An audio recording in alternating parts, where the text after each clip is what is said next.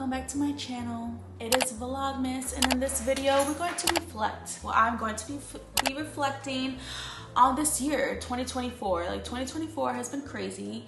If you guys haven't watched my video that I explained like why we moved to Charlotte from Virginia, I get into the realness of our year, how tough it was for us financially and everything like that, and how we got to this new start here in Charlotte. So I will link that down below if you guys are interested in watching that. But yeah, 2024 has been crazy.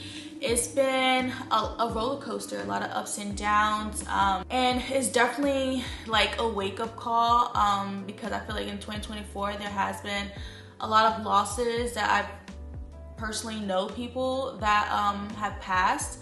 And it just made me realize, you know, that life is short and I really need to appreciate every minute of this day and be more present. Now, before I get into it, I just want to say that like everybody's going through something. What you see on social media is not always the truth. It's not always, you know, happy smiles or perfect families. And, you know, a lot of people during this time always share their accomplishments, which is great. You know, it can either make you feel motivated or it can make you feel like crap. You know, it all depends on how you take it. I personally been in that situation when, you know, you see all these accomplishments and then, you know, you start questioning yourself like, man, what the heck did I do this year? But the main thing you did this year was that you lived, okay? You are alive, you are blessed no matter what. And maybe this year you didn't accomplish your goals that you wanted to or that you set in January 2024, and here we are in December 2024 and we're like, man, I didn't do what I said I was gonna do. Here we are a whole year later, I didn't do it. Like, what the heck was I doing? And I'm just here to say is that today's a new day. Every day is a blessing. Every day is a new start. So start today, or if you feel like you need to start January 1st, I know a lot of people mentally feel like I need to start January 1st because it's the beginning of the year. But I mean, it's up to you. I say start today, change that mindset, and just go for it. So it's okay if you didn't accomplish what you wanted to do. It's a new year, you're still working on yourself, God is still working on you, and just be positive, okay? I know it's tough, but we really gotta stay positive. So I know at the end of 2023 for me, I felt the way that I said. Like, I was like, man, my 2023 goal in January was to work out. And I started working out, but it was not consistent at all. And I was very upset that here I am. I still look the way that I look. I didn't like the way that I looked. I felt so disappointed in myself that, man, like, what are you doing, Ashley? Like, come on, you're done with having kids. Like, this is your time. And I feel like that motivation at the end of 2023, that was like, enough is enough. I feel like we all need to go through that time. Like, we have to have that time of just enough is enough. Like, I need to get my ass up and do the damn thing, okay? And that's what I had at the end of 2023. So when 2024 came, I was like, nope, I'm gonna push myself. I'm going to work out. I'm going to stop making excuses. And that's what I did. So I can say, I worked out all freaking year, okay? Yay! And you know what? I was tired of making the excuse of there's not enough time in a day. And we all use that excuse. There's not enough time in a day. I have to do this, I have to do that, I have to do this. And we have to just say, stop making excuses, okay? We got the same amount of hours as Beyonce, isn't that what people say? And look how much she's accomplished. But for me, I had to start waking up earlier. And I was never a morning person. Like, I'm a night owl. I would like to stay up to 12, 1 o'clock. Like, yeah, this is my me time. When the kids go to sleep, this is my me time. Me scrolling and just having silence. That was me. But in 2024, I was like, no, I can't be doing it. I have to switch that. I need to make my me time in the morning, because I wasn't getting enough sleep. So here we are, staying up late, having this me time. Then you wake up to screaming kids, I'm hungry, he did this, he did that, screaming, fighting. We gotta rush out the door. Oh my gosh, we're running late to school. Oh my gosh. I'm like, it's just a lot of chaos in the morning. And that can definitely, that's a bad start. Like, why would you want to start your morning like that? And you already didn't sleep well because you were staying up last night. I did that for so many years. And my husband was always telling me, you need to wake up earlier, you need to wake up earlier. I'm like, look, it's okay if we're different. I'm a night owl, you're a morning person. That's why we're together. you know, it just works out. I was making all the excuses to not wake up early in the morning. But here we are. I started going to sleep earlier, so I go to sleep maybe 10:30, the latest. Sometimes it's been 11. And then I put my alarm for 4:45. Now that's enough time for me to snooze, because although I wake up early, I still need to snooze something. So I really get up like at 5 o'clock in the morning. Now, when I first started in the year, I set a small goal. So I was waking up at 6 o'clock in the morning.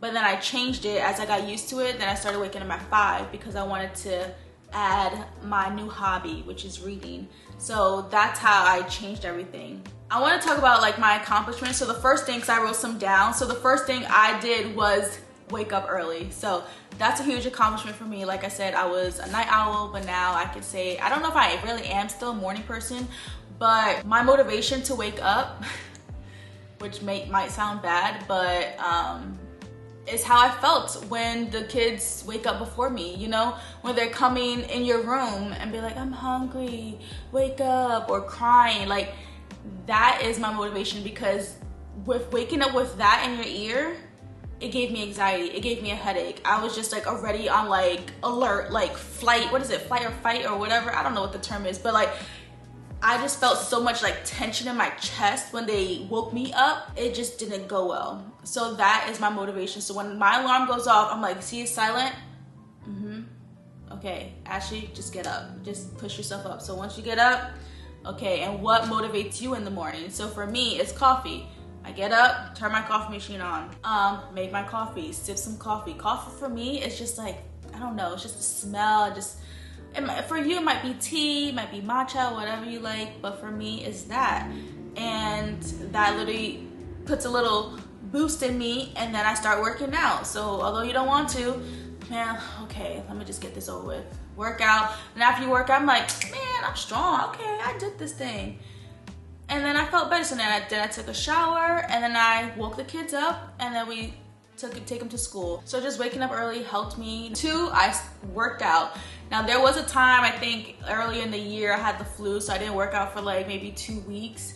But I'm proud of myself that I still pushed through after that 2 weeks, and I still continued.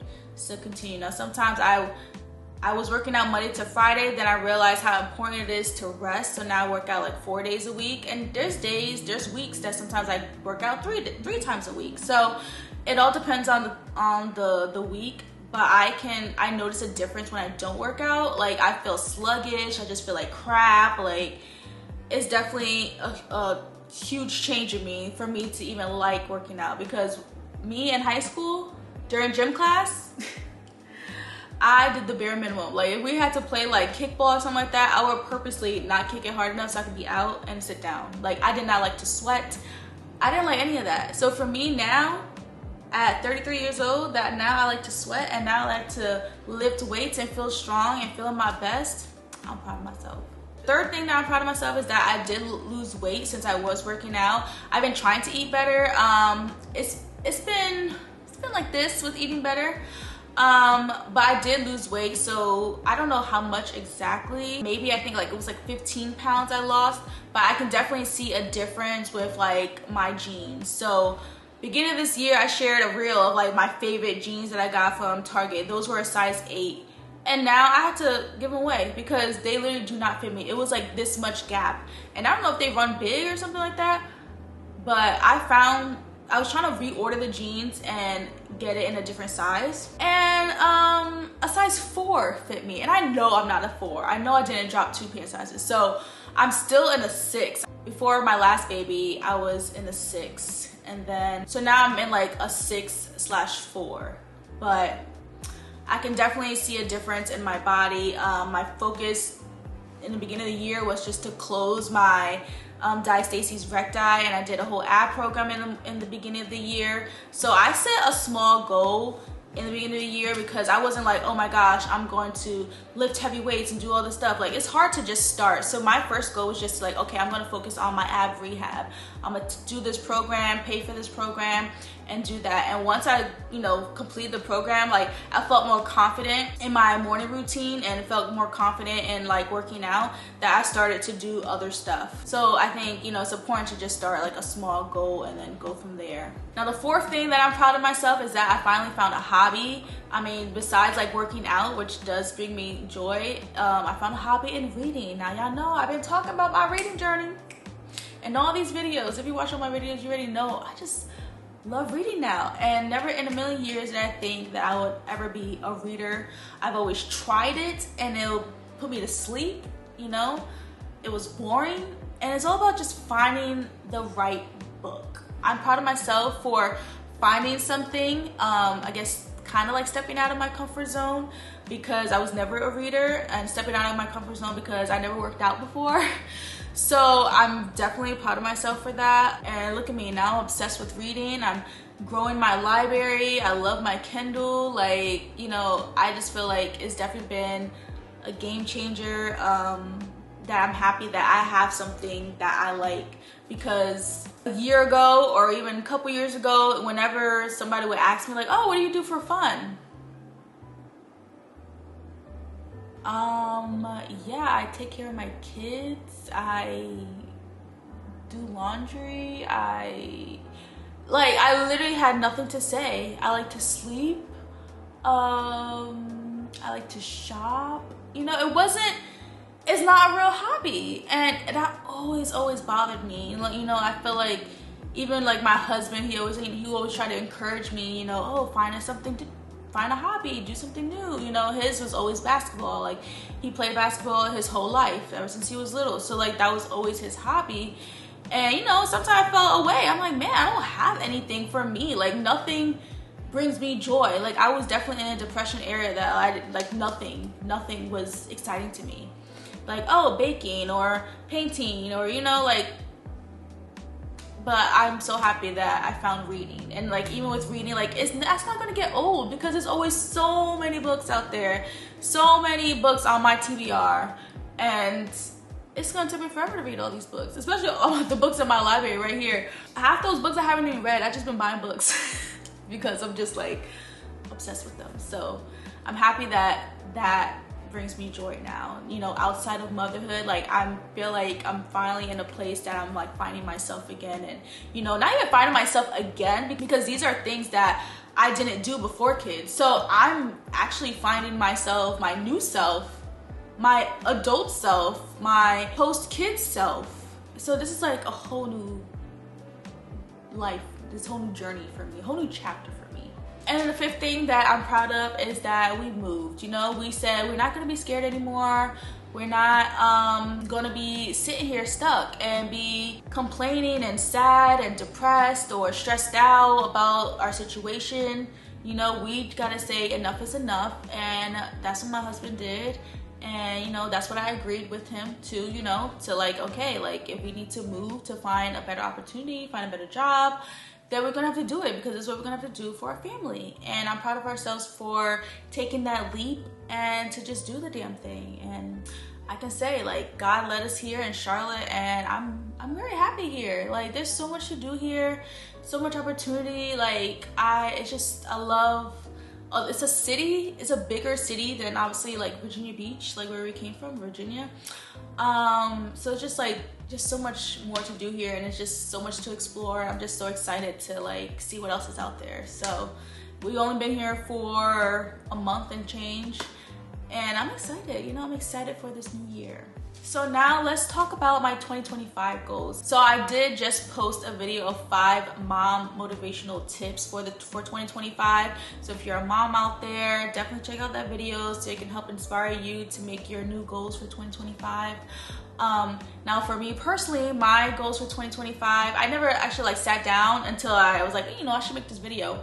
So I did write down some things that I do want to focus on in the new year, because although I am proud of myself for 2024, now it's a new year, so I want to push myself even more. My first goal for 2025 is to spend more quality time with my kids, and I mentioned that in that mom video. That was my goal for 2024, and I can honestly say like it just didn't happen because so much was going on. You know, you really get sucked into this routine and like, you know, your to-do list that sometimes you forget to like be intentional with your time, especially spending that quality time with your kids. So that's definitely my goal for 2025.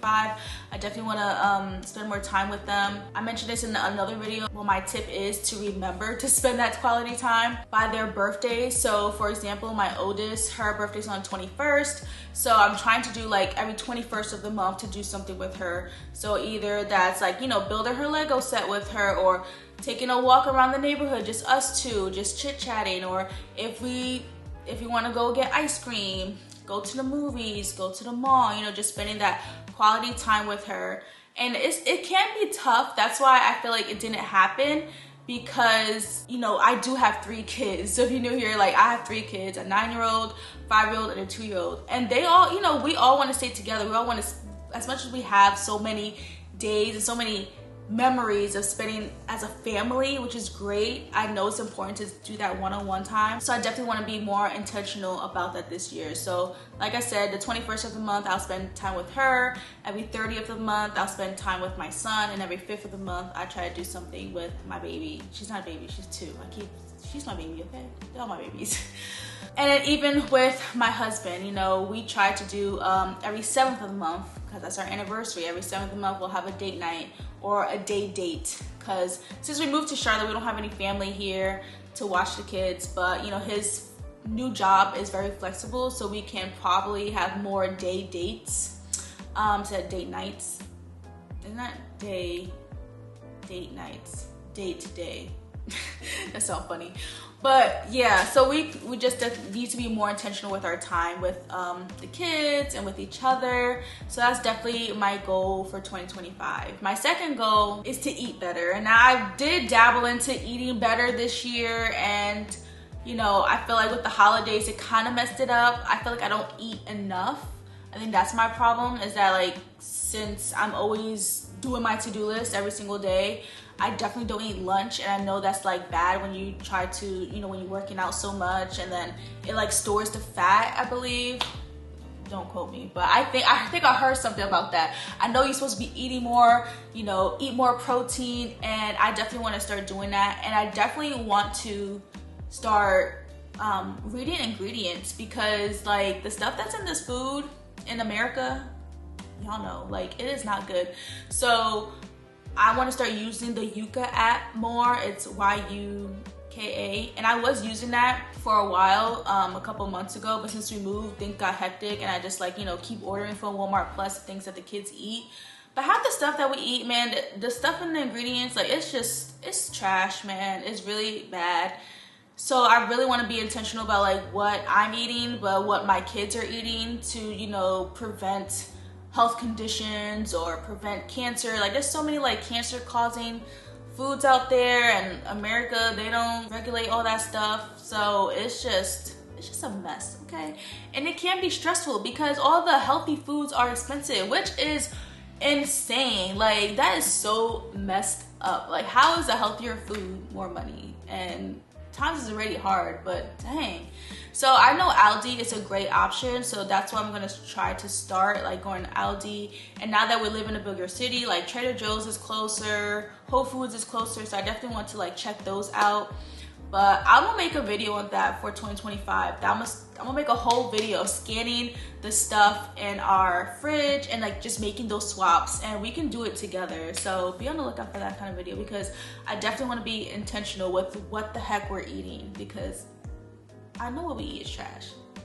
Because it don't make me feel good sometimes, and I just know sometimes when I eat something, I feel bloated, I just feel funny, and I'm like, I know it's not good for me. There's something in here that's probably causing that. So we're gonna do better. We're gonna fix ourselves from the inside out. And then my third goal this year, since I am, you know, finding this new journey of me, new chapter of me, I need to find like a career goal. And that is something that gives me so much anxiety. Like it's gonna be really tough for me. because as much as I love content creating and stuff like that, I don't know where it's going to lead me. Of course, I'm going to still keep pushing because, you know, this is something that I do love and do enjoy creating and for you guys, but I do want to help like financially for my family. And now that my baby's in daycare, like all 3 kids are doing something. So 2 of my kids in school, 1 is in daycare. And I feel like with my baby in daycare, like now this is a whole day that I can potentially like have a job. I don't want to say like, you know, content creating isn't a job, like it's still my job, but I still want to bring like more money than whatever YouTube is giving me. I do want to push myself to, you know, pitch more to brands, and I want to create a vision board of brands that I want to work with and things like that. But you know, when being an entrepreneur, like there's definitely ups and downs, and it's very iffy because you could be doing all this work and then getting pennies, you know? So it's very hard to push yourself when you're like, man, I could just get a job and get more money than this.